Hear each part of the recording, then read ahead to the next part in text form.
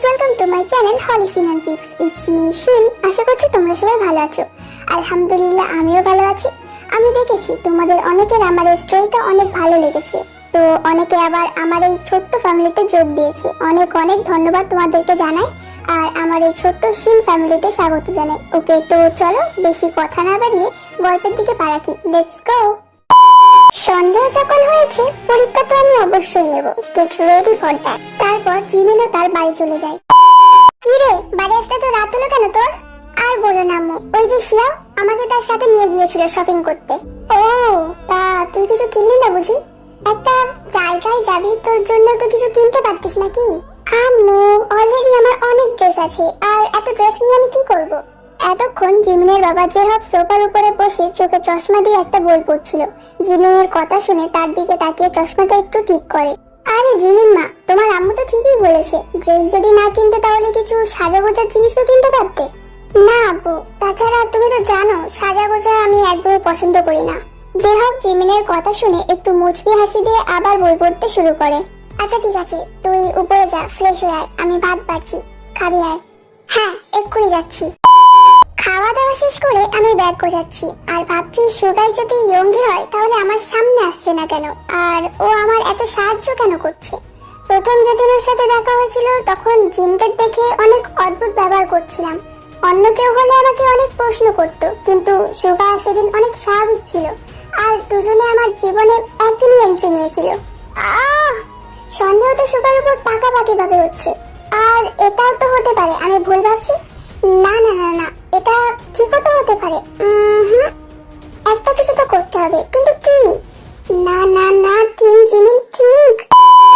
সকাল 7:20 বাজে। তাড়াতাড়ি রেডি হয়ে চলে যাই কলেজে। লেট হলে আমার আর উপায় থাকবে না। বাস ছাড়বে 8টায়। আমি 8টা 1 মিনিট আগে পৌঁছে গেছি। গিয়ে দেখি দুটো বাস এসে গেছে। সেও বাসে হেলান দিয়ে দাঁড়িয়ে আছে।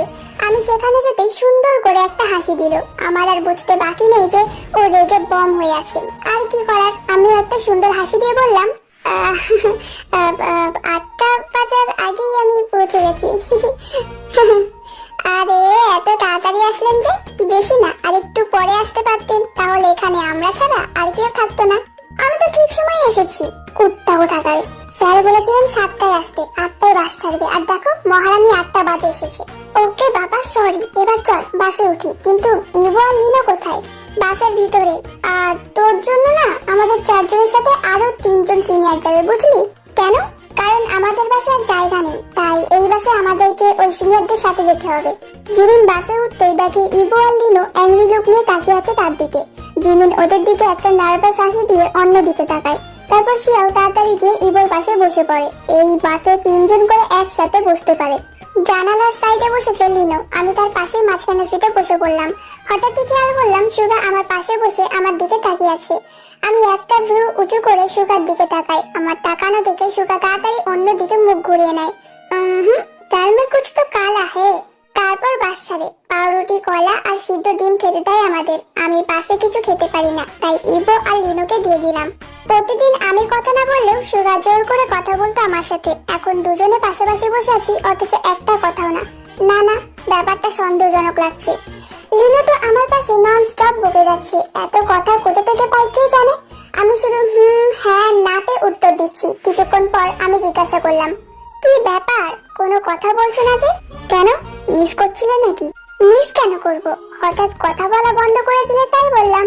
না, অ্যাকচুয়ালি তোমরা দুজনে কথা বলছিলে তো, তাই ভাবলাম হয়তো ডিস্টার্ব হবে, তাই কিছু বলিনি। কথাবার্তা তো স্বাভাবিকভাবেই বলছে। আমি না, শুধু লিনো কথা বলছে। তুই কি বলতে চাস কি আমি বেশি কথা বলি? একদমই না, তুই তো বোবা শয়তান। শুরু হয়ে গেল গান বাজনা। ভাবছিলাম সিনিয়রদের সাথে আনন্দ হবে না, কিন্তু না, বেশ আনন্দ করছে সবাই। জোরে গান চলছে, আর তার মধ্যে সবাই গানের তালে গান গাইছে। ইভো, লিনো আর কিছু সিনিয়র ভাইয়া সিট থেকে বের হয়ে নাচছে। বেশ আনন্দ হচ্ছে। সুগাও বেশ স্বাভাবিকভাবেই সবার সাথে আনন্দ করছে। এখন দুপুর 1:30 বাজে। বাস এবার একটা ধাবা, মানে যেটাকে ছোট হোটেল বলে আর কি, সেখানে নিয়ে থামে লাঞ্চ করার জন্য। জায়গাটা বেশ সুন্দর, গ্রামের মতো। আমরা সবাই সেখানে নামি। এতক্ষণ গান শোনার জন্য মাথাটা যেন ঝিমঝিম করছে। হাতে মুখে পানি দিয়ে খেতে বসি। বেশি চেয়ার নেই, তাই অনেকে নিচে ঘাসের উপর বসে খাচ্ছে। আমি তাড়াতাড়ি খেয়ে নিলাম। দেখি সুগা ওই দূরে একা দাঁড়িয়ে আছে। আমিও সেখানে গেলাম। এখানে একা একা কি করো তুমি? কিছু না, জাস্ট সুন্দর দৃশ্যটা দেখছিলাম। ও আচ্ছা, তুমি জিনে বিশ্বাস করো? হঠাৎ এই কথা জিজ্ঞাসা করায় একটু অবাক হওয়ার কথা, কিন্তু দেখে মনে হলো ভয় পেয়েছে। হঠাৎ এই প্রশ্ন? না, এমনি মনে হলো তাই বললাম। আচ্ছা তুমি বলো না। করি। কেন? তুমি নিজের চোখে দেখেছো নাকি? দেখা লাগবে কেন? আমাদের কোরআনে তো বর্ণিত আছে, তাই বিশ্বাস করি। কেন তুমি বিশ্বাস করো না? জবাবটা তো অনেক সুন্দরভাবেই দিল। আচ্ছা মনে করো তোমার সামনে এখন একটা জিন এসে দাঁড়ালো, তখন তুমি কি করবে? আয়াতুল কুরসি সূরা পড়বো, আর কি করবো? অদ্ভুত। আচ্ছা আচ্ছা চলো, এবার মনে হচ্ছে গাড়ি ছেড়ে দেবে। হ্যাঁ চলো। এবার দ্বীপজয়ী বাজারের উদ্দেশ্যে বাস স্টার্ট দিল। আবারও সেই গান বাজানো শুরু হলো। দ্বীপজয়ী বাজারে পৌঁছে গেছি প্রায় 6:30 বাজে। বাস থেকে নেমে সবাই সোজা হোটেল রুমে চলে যায়। আমরাও আমাদের রুমে যাই। 4 জন করে 2টো বেড। ফ্রেশ হয়ে আসি, আসতেই বেডের উপর গা ছেড়ে শুয়ে পড়ি। ঠিক তখনই মা ফোন দেয়। ঘরের ভিতর নেটওয়ার্ক নেই, তাই হোটেলের বাইরে চলে যাই আম্মুর সাথে কথা বলার জন্য। কখন ধরে হ্যালো হ্যালো করছি, কিন্তু কিছুই শুনতে পাচ্ছি না। তারপর জিমিন ফোনটা রেখে দেখলো যে হোটেল আর চোখে পড়ছে না। কোন দিক দিয়ে এসেছে সেটা মনে নেই।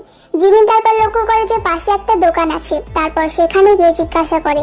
তারা কি বললো, কোন ভাষায় বললো কে জানে। জিমিন শুধু দাঁড়িয়ে দাঁড়িয়ে হা করে শুনছে। তারপর জিমিন কিছু না ভেবেই সোজা হাঁটা শুরু করলো। ঠিক তখনই পিছন দিক দিয়ে আওয়াজ এলো, এই যে ম্যাডাম, হোটেল ওইদিকে না এইদিকে। পিছনে তাকিয়ে দেখি সুগা। তুমি? কেন, অন্য কারোর আসার কথা ছিল নাকি? আরে ধুর, তুমি এখানে কি করছো? আমি দেখলাম তুমি একা একা বাইরে যাচ্ছ, তাই তোমার পিছু পিছু আসলাম। আসলে আম্মুর সাথে কথা বলছিলাম, আর কথা বলতে বলতে কখন যে এত দূর চলে আসলাম লক্ষ্যই করিনি আমি। ঠিক আছে চলো। অনেক ঠান্ডা হাওয়া বইছে। এখানে দিনে গরম থাকলেও রাতে বেশ ঠান্ডা পড়ে। সমুদ্রের ঢেউয়ের আওয়াজ আসছে। মনে হয় এখান থেকে বেশি দূর না। অনেক ভালো লাগছে, সাথে শীতও। আমি ঠান্ডায় 2 হাত ঘষছি। কোট পরা থাকলে খুলে দিতাম, কিন্তু শুধু শার্ট পরে আছি। তুমি চাইলে খুলে দিতে পারি। আরে থাক, লাগবে না। হাসলে কিন্তু তোমাকে বেশ সুন্দর লাগে। কিছু বলছি না, আমি চুপ করে আছি। জানি না কেন লজ্জা লাগছে আমার। কিন্তু তখনই হঠাৎ সুগা আমার হাত ধরে নিল। বুকে যেন কেমন ধুপ করে উঠলো। আরে নীল, দেখে চলো, পড়ে যাবে তো, কত পাথর এখানে। আমি কিছু বলছি না। সুগার হাত বেশ গরম, কিন্তু জানি না কেন বেশ ভালো লাগছে আমার। অন্য কোনো ছেলে হাত ধরে কখন এক ঝটকায় হাত ছাড়িয়ে নিতাম, কিন্তু এখন হাত ছাড়াতে মন চাইছে না। সুগা কি যেন ভেবে আমার হাতটা ছেড়ে দিল। মনে হলো কি একটা ভেবে মন খারাপ হয়ে গেছে তার। তারপর দুজনে হোটেলে পৌঁছে যায়। যাও রুমে যাও। Good night. Good night. আমি রুমে আসি। তারপর বেডে গিয়ে শিয়াবের পাশে আল্লাহর নাম নিয়ে শুয়ে পড়ি। সকাল 6:10 বাজে। জিমিন ঘুম থেকে উঠে ফ্রেশ হয়ে বাইরে আসে। তারপর শিয়াও যায় সবার ঘুম হারাম করতে। একটু ঠান্ডা লাগছে, তাই জিমিন একটা চাদর গায়ে দিয়ে বাইরে এসেছে। চারপাশে হালকা কুয়াশা। এরকম একটা পরিবেশে কফি খাওয়ার মজাটাই আলাদা। আমি দাঁড়িয়ে দাঁড়িয়ে কফি খাচ্ছি, আর ঠিক সেই সময় সুগা আমার পাশে এসে দাঁড়ায়। একা একা দাঁড়িয়ে কফি খাওয়া হচ্ছে? না হলে সঙ্গী পাবো কোথায়? কেন, আমাকে একটা ডাক দিলেই তো চলে আসতাম। ডাক না দিলেও তো চলে আসো, তাই আর ডাক দিয়ে কি করব? কেন, আমি আসলে কি তোমার ভালো লাগে না? আমি তো বলিনি। তার মানে তোমার ভালো লাগে? আমি তো এটাও বলিনি। তাহলে কেমন লাগে? তোমাকে কেন বলবো? বলবো না। হঠাৎ সুগা কেমন একটা করতে শুরু করলো। মনে হচ্ছে রাগে ওর চেহারা লাল হয়ে গেছে। মিন, তুমি ভেতরে যাও, এখানে বেশি থাকার দরকার নেই। কেন, হঠাৎ কি হলো? যা বলছি তাই করো। সুগার রাগে চেহারা থেকে আর বেশি কথা বাড়ালাম না। চলে আসলাম রুমের ভিতরে। গিয়ে দেখলাম সেখানে সবাই ব্রেকফাস্ট করছে। কোথায় ছিলি? আয় ব্রেকফাস্ট করে নে। হ্যাঁ ঠিক আছে। হঠাৎ কি হলো সুগার? ও যদি ইয়ঙ্গি হয় তাহলে নিশ্চিত কোনো কারণ আছে। হয়তো কোনো বিপদ আমার আশেপাশে ছিল। আর ও যদি ইয়ঙ্গি না হয় তাহলে এমন করার পিছনে কারণটা কি? কি দোস্ত, কি হয়েছে? তোর কি কিছু লাগবে? না না, কিছু লাগবে না। 8টা বেজে গেছে। এখন আমরা সবাই যাব সমুদ্র সৈকতে। এতক্ষণ সুগার কোনো দেখা ছিল না। হঠাৎই কোথা থেকে এখন উদয় হলো। আমাকে এমন করে তাড়িয়ে দিলে কেন? এতক্ষণ কোথায় ছিলে? এমন ডাক দেখানোর কারণটা কি ছিল? জিমিন কথাগুলো অনেক তাড়াতাড়ি বলে। আরে রে আস্তে, একসাথে এতগুলো প্রশ্ন। আমি অ্যানসার চাই। চলো চলো তাড়াতাড়ি বলো। ওকে ওকে। আসলে ওখানে কিছু ছেলে তোমাকে দূরবীন দিয়ে দেখছিল, তাই তোমাকে চলে যেতে বলেছিলাম। কই, আমি তো দেখিনি। কারণ ওরা দূরে ছিল, আর তোমার হয়তো আশেপাশে অত খেয়াল ছিল না। আর হ্যাঁ, আমি এতক্ষণ আশেপাশেই ঘুরছিলাম, কোথাও যাইনি। মনে হচ্ছে সবকিছু ভেবেই এসেছে আমার সাথে কি কি বলবে। এখন সবাই সমুদ্র সৈকতে যাওয়ার জন্য বার হয়েছে। জিমিন সাদা জর্জেট প্লাজো আর কামিজ পরেছে, কারণ এখানে অশালীন ড্রেস পরা সম্ভব না। লক্ষ্য করে দেখলাম আগে সুগার গায়ে কালো শার্ট ছিল, কিন্তু এখন সাদা শার্ট। বুকের কাছটায় একটা বোতাম খোলা, বুকটা হালকা দৃশ্যমান লাগছে। আমার চোখ যেন সত্যিই যাইছে না। কিছুক্ষণ আগে কুয়াশা ছিল, এখন হালকা রোদও পড়েছে, হালকা গরমও লাগছে। সবাই মিলে অনেক আনন্দ করছে। শিয়াওয়ের কতদিনের শখ ঝিনুক কুড়াবে, আজ তা পূরণ হলো। পাগলের মতো করছে শিয়াও, একবার এদিকে ছুটছে তো আর একবার ওইদিকে। ইবু তো হা করে শিয়াওয়ের দিকে তাকিয়ে আছে, আর ঝিনুক কুড়াতে শিয়াওকে সাহায্য করছে। জিমিনের কাছে একটি ঝিনুক খুব ভালো লাগে, অনেক বড় ঝিনুকটা। জিমিন সেটা নিজের কাছে রেখে দেয়। বাজারে অনেক সুন্দর সুন্দর জিনিস বিক্রি হচ্ছে, সব ঝিনুক, শামুক, পাথরের মুক্তা দিয়ে তৈরি। জিনিসগুলোর দাম এত বেশি যে বলার বাইরে। জিমিনও তার আম্মু আব্বুর জন্য কিছু জিনিস কিনলো, কিন্তু তার নিজের জন্য কিছুই পছন্দ হচ্ছে না তার।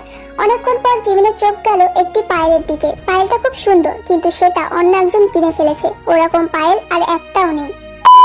আমরা আরো কিছুক্ষণ ঘোরার পর প্রায় সন্ধ্যার দিকে হোটেলে আসি। সবাই ফ্রেশ হয়ে বাইরে ফায়ার জ্বালিয়ে গোল করে বসে গানের কলি খেলছে। আমিও বসি, আমার সামনে বসে সুগা।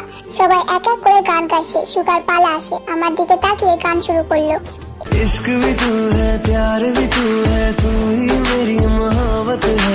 सांस में तेरी, सांस में ले लूं तेरी अगर इजाजत है। तेरे बिन मैं इस दुनिया का यार करूंगा क्या। জানি না কেন আমি ওর চোখের দিকে তাকাতে পারছিলাম না, লজ্জা লাগছিল। সুগার গান শুনে মেয়েরা এমন ভাব করছিল যেন তাকে এক্ষুনি গিলে খাবে। রাত প্রায় 11টা বাজে। সবাই যার যার রুমে চলে যায় ঘুমাতে।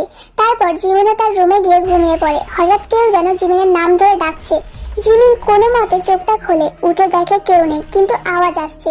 জিমিন জিমিন বলে ডাকছে। তারপর জিমিন ঘড়ির দিকে তাকায়, দেখে রাত 1টা বাজে। প্রথমে উঠে বাইরে যেতে গিয়েও যায়নি, কারণ এত রাতে জিমিনকে কে ডাকবে আর কেন। ধুর, আমি হয়তো স্বপ্ন দেখেছি। আর এটা স্বপ্ন না হলেও আমি আর নতুন করে কোনো বিপদ আনতে চাই না। জিমিন ঘুমিয়ে পড়। কিন্তু এবার আওয়াজটা বেড়ে গেল। শুনে মনে হচ্ছে সুগা আমাকে ডাকছে। মিন, মিন, এই মিন, ওঠো না, উঠে একটু বাইরে এসো, কথা আছে তোমার সাথে। সুগার গলা শুনে আর বেশি কিছু না ভেবে আস্তে আস্তে উঠে বাইরে গেলাম। বাইরে গিয়ে দেখি সুগা হোটেলের বাইরে দাঁড়িয়ে আছে, আমাকে ডাকছে। আমিও সেখানে গেলাম, গিয়ে দেখি সেখানে সুগা নেই। আর একটু পর আবারও দেখি সুগা কিছু দূর থেকে আমাকে ডাকছে। আমি তার দিকে যাচ্ছি আর বলছি, আরে সুগা দাঁড়াও না, কোথায় যাচ্ছ? আমার জন্য দাঁড়াও, আমি আসছি।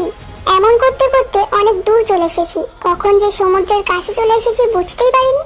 হঠাৎ সুগা এক জায়গায় স্থির হয়ে দাঁড়ালো। আমি তার কাঁধে হাত রেখে হাঁপাতে হাঁপাতে বললাম, শেষমেশ তোমাকে ধরেই ফেললাম। হ্যাঁ, আমাকে এখানে কেন ডাকলে? সুগা কোনো উত্তর দিচ্ছে না।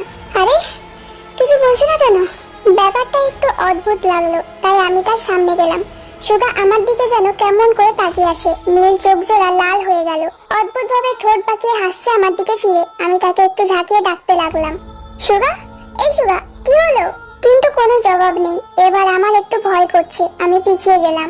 কে তুমি? তুমি তো সুগা নাও?